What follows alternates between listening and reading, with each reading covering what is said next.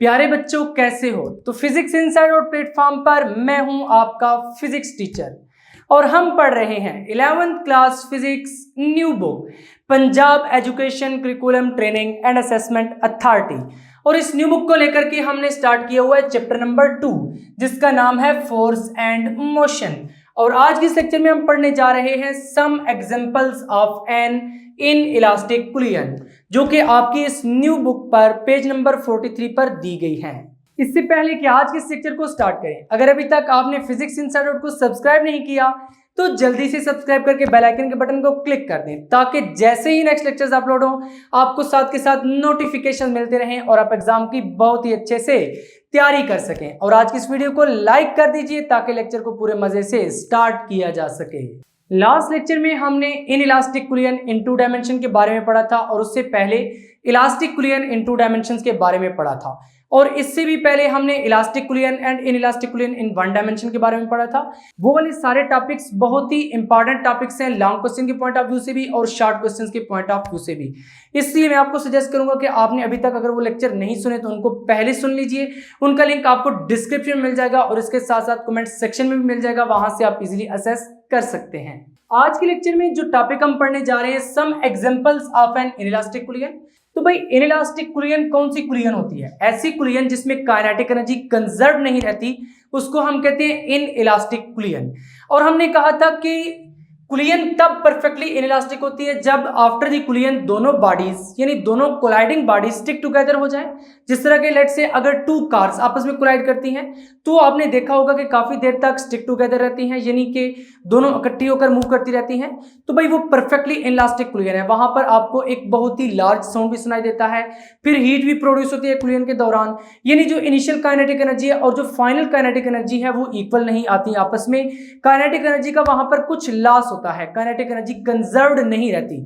ऐसी कुलियन को कहते हैं इन इलास्टिक कुलियन। इन इलास्टिक कुलियन पर मैं सेपरेटली एक बहुत ही डिटेल्ड लेक्चर आपको दे चुका हूं जिसमें मैंने आपको इनइलास्टिक कुलियन और इलास्टिक कुलियन के बारे में बताया था और इसके साथ साथ ये भी बताया था कि इनमें डिफरेंस क्या है, साथ के साथ फिजिकल एग्जांपल्स देकर आपको समझाया था। तो अगर वो लेक्चर आपने सुना हुआ होगा तो ये एग्जांपल्स आपके लिए समझना बहुत ही आसान हो जाएंगे। यहां पर आज के लेक्चर में हम 3 एग्जांपल्स डिस्कस करेंगे इनइलास्टिक कुलियन की। तो चलिए उनको 1 बाय 1 डिस्कस करते हैं। अब यहां पर फर्स्ट एग्जांपल हम डिस्कस करते हैं karate chop breaking a pile of bricks. अब आप पूछेंगे सर कराटे चॉप का क्या मतलब है, पाइल ऑफ ब्रिक्स किसको कहते हैं? तो भाई सारी हर चीज समझाऊंगा आपको। यहां पर देखें पाइल ऑफ ब्रिक्स का क्या मतलब है। एक ब्रिक है, नीचे दूसरी है, तीसरी है, यानी 2 से ज्यादा ब्रिक्स हैं आपस में जो प्रॉपर्ली इस तरह स्टैक्ड है। कराटे एक्सपर्ट क्या करता है कि अपने हैंड से उस पर इस तरह से स्ट्राइक करता है, यानी हाथ से वार करता है। किस तरह से? कुछ इस पैटर्न पर वार करता है। अब क्या होता है कि उसका हैंड यहां से वापस नहीं आता, यानी रीबाउंड नहीं होता। इस तरह हम कहते थे कि टेनिस बॉल गिरी फिर वो ऊपर की तरफ आई, यहां से इस तरह नहीं होगा। यहां से उसने हाथ से वार किया, हाथ वापस रीबाउंड नहीं होगा। क्या होगा कि वो एनर्जी एब्जॉर्ब हो जाएगी ब्रिक्स में, जिसकी वजह से वहां पर साउंड प्रोड्यूस होगा, हीट प्रोड्यूस होगी और ब्रिक्स क्या हो जाएंगी, ब्रेक हो जाएंगी। तो यहां पर ये जो है इनइलास्टिक कुलियन की एग्जांपल है क्योंकि उसका एक तो हैंड रीबाउंड नहीं हुआ, दूसरा जो काइनेटिक एनर्जी थी उसका लॉस हुआ है, अदर फॉर्म ऑफ एनर्जी में कन्वर्ट हो गई है, जैसे हीट एनर्जी हो गई, साउंड एनर्जी हो गई। तो यहां पर इसलिए हमने लिखा है कि karate chop breaking a pile of bricks. ये क्या है? एग्जांपल है इनइलास्टिक कुलियन की। When a karate chop breaks a pile of bricks. Karate chop क्या है? एक्चुअली ये टेक्निक है जो कराटे एक्सपर्ट्स इस्तेमाल करते हैं पाइल ऑफ ब्रिक्स, यानी बहुत सारी ब्रिक्स जो स्टैक्ड हुई होती हैं उनको ब्रेक करने के लिए। इस तरह से वो हाथ से वार करते हैं, यानी कराटे चॉप का मतलब फिर क्या हुआ, हाथ से वार करना। ये यूजुअली टेक्निक है जो कराटे एक्सपर्ट्स यूज करते हैं। Breaks a pile of brick, तो इस तरह वो पाइल ऑफ ब्रिक्स को ब्रेक करते हैं, हाथ इस तरह से मारते हैं। It is an example of an elastic collision. तो भाई ये जो है एग्जाम्पल ऑफ इलास्टिक कुलियन है, किस तरह से उसको अब हमने इन नेक्स्ट पॉइंट्स में एक्सप्लेन करना है। In this type of कुलियन the objects do not bounce back after the impact. Impact का क्या मतलब है? जब वो यहां पर आकर ब्रिक के साथ कोलाइड करेगा। Object does not bounce back का क्या मतलब है? ये ब्रिक्स है, लेट से 3-4 ब्रिक्स हैं। अब कराटे एक्सपर्ट क्या करेगा, इस तरह से इसको स्ट्राइक करेगा, उसका हैंड यहां से वापस नहीं आएगा बल्कि इसी के ऊपर रहेगा। यही बात हमने लिखी है in this type of कुलियन the objects. एक ऑब्जेक्ट क्या है? Pile of BRICS. दूसरा ऑब्जेक्ट क्या है? कराटे एक्सपर्ट का हैंड, यानी ऑब्जेक्ट्स जो है वो बाउंस बैक नहीं होंगे आफ्टर द इंपैक्ट कुलियन के बाद। Some energy from the strike is absorbed by the bricks, यानी ऑब्वियसली जब हैंड नीचे आ रहा है, मूव कर रहा है ना, उसकी कोई वो काइनेटिक एनर्जी होगी। तो ये जो एनर्जी है कुछ तो ब्रिक्स क्या कर लेंगी, एब्जॉर्ब कर लेंगी, which is converted into heat sound. Obviously वहां पर आपको आवाज भी आएगी, तो साउंड में कुछ कन्वर्ट हो जाएगी, कुछ हीट में कन्वर्ट हो जाएगी। And force required to break the bricks, और वो क्या करते हैं कि ब्रिक्स को ब्रेक कर देते हैं, और कुछ जो एनर्जी थी वो उस फोर्स में यूज होगी है जिसने उन ब्रिक्स को ब्रेक किया है, यानी उन ब्रिक्स को तोड़ा है, उन इंटो को तोड़ा है। This means that the energy goes into breaking the bricks. इसका मतलब है कि कराटे एक्सपर्ट ने जब हैंड को इस तरह से घुमाया है और नीचे स्ट्राइक किया है, तो हैंड जब इस तरह से आ रहा था तो उसमें कोई काइनेटिक एनर्जी थी। ऑब्वियसली यार मूविंग बॉडी काइनेटिक एनर्जी होती है। वो काइनेटिक एनर्जी क्या हुई, ब्रिक्स में एब्जॉर्ब हुई, और वो काइनेटिक एनर्जी किधर गई, वो यूज अप हो गई उन ब्रिक्स को ब्रेक करने के लिए। इसलिए हमने लिखा है this means that energy goes into breaking the bricks. अगर उसका हाथ इस तरह से बाउंस बैक होता, वापस आता, तो कुछ एनर्जी तो वापस आने में लग जानी थी, बट यहां पर ये कहता है कि उसका हैंड रीबाउंड नहीं होता, इस तरह से वापस नहीं आता, बल्कि वो जो एनर्जी है वो यूज अप हो जाती है उन ब्रिक्स को, पाइल ऑफ ब्रिक्स को ब्रेक करने के लिए, यानी उन ईंटों को तोड़ने के लिए। If the karate chop is not perfectly vertical, अब कहता है कि अगर कराटे चॉप यानी उसके हाथ का जो वार है वो परफेक्टली वर्टिकल नहीं है, कुछ इस तरह से है या इस तरह से है, तो वहां पर क्या होगा कि उसमें हॉरिजॉन्टल कंपोनेंट भी आ जाएगा। ऑब्वियसली जब वर्टिकल नहीं होगा परफेक्टली तो वहां पर हॉरिजॉन्टल कंपोनेंट भी आएगा। कहते हैं कि जब कराटे चॉप परफेक्टली वर्टिकल नहीं होगा, उसमें हॉरिजॉन्टल कंपोनेंट भी होगा, तो जो मोमेंटम ट्रांसफर हुआ है, ऑब्वियसली जब बॉडी कोलाइड करेगी तो कोई ना कोई मोमेंटम तो ट्रांसफर होगा, and resulting forces will have both vertical, तो जो मोमेंटम ट्रांसफर हुआ है और जो रिजल्टिंग फोर्सेस हैं उनके भी हॉरिजॉन्टल और वर्टिकल कंपोनेंट्स दोनों होंगे। इन शॉर्ट अगर इस एग्जांपल की हम समरी बयान करें तो कुछ इस तरह से कहेंगे कि जो कराटे एक्सपर्ट है वो एक टेक्निक यूज करता है ईंटों को तोड़ने के लिए। एक ईंट, दूसरी ईंट, तीसरी ईंट यानी आपस में इस तरह स्टैक करके पड़ी हुई, तो उनको हम कहते हैं पाइल ऑफ ब्रिक्स। उसको क्या करेगा कि हैंड से इस तरह से स्ट्राइक करेगा, वो ईंटें क्या करेंगी, टूट जाएंगी। तो यहां पर ये जो कुलियन हुई है उसके हैंड और ईंटों के दरमियान ये क्या है, इनइलास्टिक कुलियन है। तो बस इस एग्जांपल में यही कुछ रॉकेट साइंस थी, कोई मुश्किल चीज नहीं है। आपने बिल्कुल इसी तरह इसको पॉइंट्स की फॉर्म में नोट्स में लिखना है और पॉइंट्स की फॉर्म में पेपर में लिखकर आना है। नेक्स्ट एग्जांपल है एग्जांपल नंबर 2, एक कार क्रैश की एग्जांपल है। देखें, जब भी दो कार्स या कोई भी व्हीकल्स आपस में टकराती हैं तो काफी देर तक जुड़कर मूव करती जाती हैं, यानी वो स्टिक टुगेदर हो जाती है कुछ टाइम के लिए, फिर उनको सेपरेट किया जाता है। वहां पर क्या होता है कि एक्चुअली इनइलास्टिक कुलियन होती है, कि काइनेटिक एनर्जी का लॉस होता है वहां पर। A car crash is an example of an inelastic collision. इससे हमने लिखा है कि जो कार क्रैश है ये एक एग्जांपल है इन इलास्टिक कुलियन का, कि वहां पर जो कुलियन होती है इनइलास्टिक कुलियन होती है, यानी काइनेटिक एनर्जी कंजर्व्ड नहीं रहती। ड्यूरिंग द कुलियन, कुलियन के दरमियान क्या होता है, the vehicles absorb the impact energy.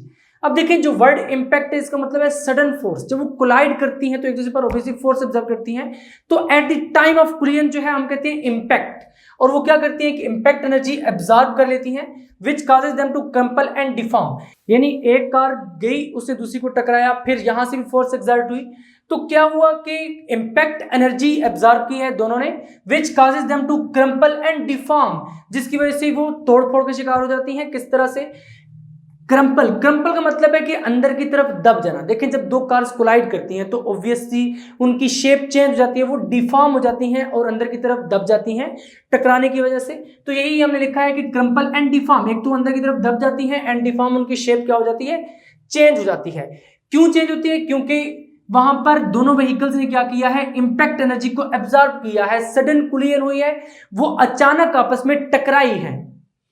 This energy absorption slows down the car, और ये एनर्जी एब्जॉर्प्शन जो है ये कार्स को स्लो कर देगी। ऑब्वियसली जब कार्स आपस में टकराएंगी तो वो स्लो तो हो जाएंगी, जिसकी वजह से क्या होगा कि which prevent them from bouncing back, जिसकी वजह से वो फिर बाउंस बैक नहीं होगी। यानी जब टकराएंगी एक दूसरे के साथ कोलाइड करेंगी, वहां पर इनइलास्टिक कुलियन होगी, दोनों कुछ लम्हे के लिए स्टिक टुगेदर हो जाएंगी, बाउंस बैक नहीं होंगी। इसी वजह से हम कहते हैं कि यहाँ पर काइनेटिक एनर्जी का लॉस हुआ है, क्योंकि वो बाउंस बैक नहीं हो रही। Most of kinetic energy is lost, यही चीज हमने लिखी है कि बहुत सारी जो काइनेटिक एनर्जी है वो लॉस्ट हो जाती है, टर्निंग इनटू हीट। ऑब्वियसली जब कार्स आपस में कोलाइड करती हैं वहां पर हीट तो बहुत ज्यादा प्रोड्यूस होती है, साउंड, और फिर बहुत ऊंची आपको आवाज सुनाई देती है, and damage to the vehicles, और ऑब्वियसली व्हीकल्स डैमेज होती हैं। अब एक्चुअली यहां पर क्या है कि पहले कार्स मूव कर रही थी, उनकी कोई ना कोई काइनेटिक एनर्जी थी, तो जो काइनेटिक एनर्जी बिफोर कुलियन थी और अब टकराने के बाद जो उनकी काइनेटिक एनर्जी है वो आपस में इक्वल नहीं है, बल्कि जो फाइनल काइनेटिक एनर्जी है वो इनिशियल काइनेटिक एनर्जी से कम है, क्योंकि जो इनिशियल काइनेटिक एनर्जी है उसका लॉस हुआ है। वो जो इनिशियल काइनेटिक एनर्जी है वो हीट में, साउंड में कन्वर्ट हो गई है और वहां पर डैमेज हुआ है व्हीकल और कुछ उसमें यूज अप हो गई है। तो इसी वजह से हम कहते हैं कि जब काइनेटिक एनर्जी का लॉस हुआ है तो ये एक इनइलास्टिक कुलियन है। कार क्रैश भी क्या हो गया, फिर एक इनइलास्टिक कुलियन हो गया, क्योंकि यहां पर काइनेटिक एनर्जी का लॉस हुआ है। Law of conservation of kinetic energy hold नहीं करता, इट्स मीन कि काइनेटिक एनर्जी कंजर्व्ड नहीं है। नेक्स्ट एग्जांपल है example number 3, कुलियन between ball and bat, यानी गेंद और बल्ले का टकराव। तो जब एक बैट एक बॉल को हिट करता है तो क्या होता है कि वहां पर इन इलास्टिक कुलियन होती है। तो भाई वहां पर इन इलास्टिक कुलियन किस तरह से होती है, इसमें हमने यही पढ़ना है। In real life a कुलियन between A ball and a bat shows N inelastic behaviour. देखिए रियल लाइफ में आप क्रिकेट मैच देखते हैं, आप खुद खेलते भी हैं, तो किस तरह से होता है कि बॉल आती है, आप बैट से उसको हिट करते हैं। अब बॉल और बैट इनके दरमियान क्या हुई है, एक लार्ज फोर्स एक्ट हुई है। इट्स मीन बॉल ने बैट के साथ कोलाइड किया, आपने बैट से हिट किया है, बैट ने बॉल के साथ कोलाइड किया है। इस कुलियन के दौरान एक लार्ज फोर्स एक्ट हुई है for a very small time. तो यहां पर ये जो कुलियन हुई है बॉल और बैट के दरमियान, इसको हम कहते हैं इन इलास्टिक कुलियन।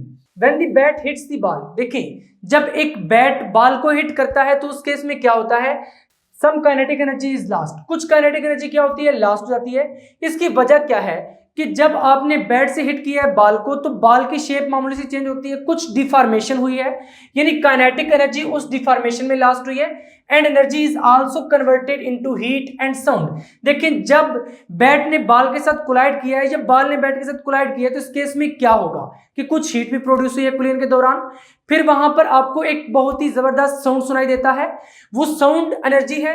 इट्स मीन कि जो काइनेटिक एनर्जी है ये साउंड एनर्जी में भी कन्वर्ट हुई है। तो इनइलास्टिक कुलियन ऐसी कुलियन होती है जिसमें काइनेटिक एनर्जी का लॉस होता है। जो फाइनल काइनेटिक एनर्जी होती है वो इनिशियल काइनेटिक एनर्जी से लेस होती है, यानी जो इनिशियल काइनेटिक एनर्जी है वो कुछ डिफॉर्मेशन में यहां पर यूज हो गई, कुछ हीट में यूज हो गई, कुछ साउंड में यूज हो गई, अदर फॉर्म ऑफ एनर्जी में कन्वर्ट हो गई। इसी वजह से हम कहते हैं कि जो कुलियन बिटवीन बॉल एंड बैट है ये एक इनइलास्टिक कुलियन है, even though the bat is rigid. यहां पर यही बात कर रहा है, ऑल्दो बैट है तो रिजिड, बट वहां पर क्या हुआ है कि उसने कंप्लीटली एनर्जी को ट्रांसफर नहीं किया। जब उसने बॉल के साथ हिट किया है तो एनर्जी क्या हुई है, कंप्लीटली ट्रांसफर नहीं हुई, वहां पर एनर्जी का लॉस हुआ है। किस तरह से कि उसने कुछ एनर्जी एब्जॉर्ब कर ली है बैट ने। The ball compresses upon impact. Impact का क्या मतलब है कि जब बैट और बॉल ने कोलाइड किया है तो उनके दरमियान एक सडन फोर्स एक्ट हुई है जिसको हम इम्पैक्ट कहते हैं, यानी बॉल कंप्रेस हुई है थोड़ी सी upon impact, leading to further energy loss. तो वो जो कंप्रेशन है उसकी वजह से भी एनर्जी का लॉस हुआ है, यानी इनिशियल काइनेटिक एनर्जी कुछ उस कंप्रेशन में भी लॉस्ट हुई है। Since not all the initial kinetic energy conserved, क्योंकि इनिशियल काइनेटिक एनर्जी कंजर्व नहीं है, यानी फाइनल काइनेटिक एनर्जी और इनिशियल काइनेटिक एनर्जी बराबर नहीं आ रही। इनिशियल काइनेटिक एनर्जी में से कुछ काइनेटिक एनर्जी लॉस हो गई है और कुछ आपको फाइनल काइनेटिक एनर्जी के तौर पर अपीयर हुई है, यानी इनिशियल काइनेटिक एनर्जी और फाइनल काइनेटिक एनर्जी आपस में इक्वल नहीं है। फाइनल काइनेटिक एनर्जी लेस है इनिशियल काइनेटिक एनर्जी से, so the कुलियन is considered inelastic, क्योंकि यहां पर काइनेटिक एनर्जी कंजर्व्ड नहीं है, इसलिए ये जो कुलियन है बैट और बॉल के दरमियान, इसको भी हम क्या कहेंगे कि ये एक इनइलास्टिक कुलियन है।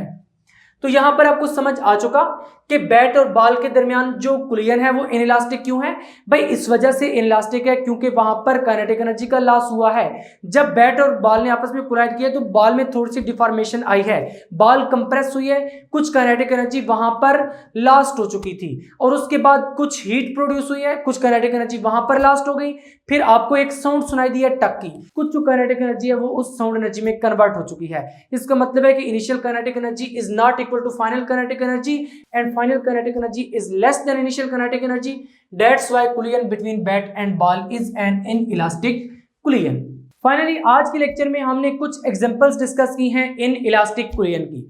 अब इनमें से हर एक एग्जांपल आपके पास शॉर्ट क्वेश्चन में आ सकती है, या फिर डायरेक्टली वो कह सकता है गिव 2 एग्जांपल्स ऑफ इनइलास्टिक कुलियन, या फिर आपको क्वेश्चन दे सकता है व्हाट इज इनइलास्टिक कुलियन, या कह सकता है डिफाइन इनइलास्टिक कुलियन, गिव एग्जांपल। तो आपने कोई भी एक एग्जांपल उठाकर दे देनी है।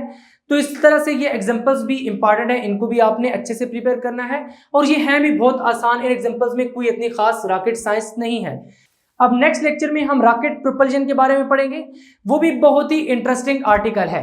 तो फाइनली अब आपने क्या करना है, जस्ट फिजिक्स इनसाइडर को सब्सक्राइब करके बेल आइकन के बटन को क्लिक कर लेना है, ताकि जैसे ही नेक्स्ट लेक्चर्स अपलोड हो आपको साथ के साथ नोटिफिकेशन मिलते रहें और आप एग्जाम की बहुत अच्छे से तैयारी कर सकें। मिलेंगे नेक्स्ट लेक्चर में, तब तक के लिए अल्लाह हाफिज।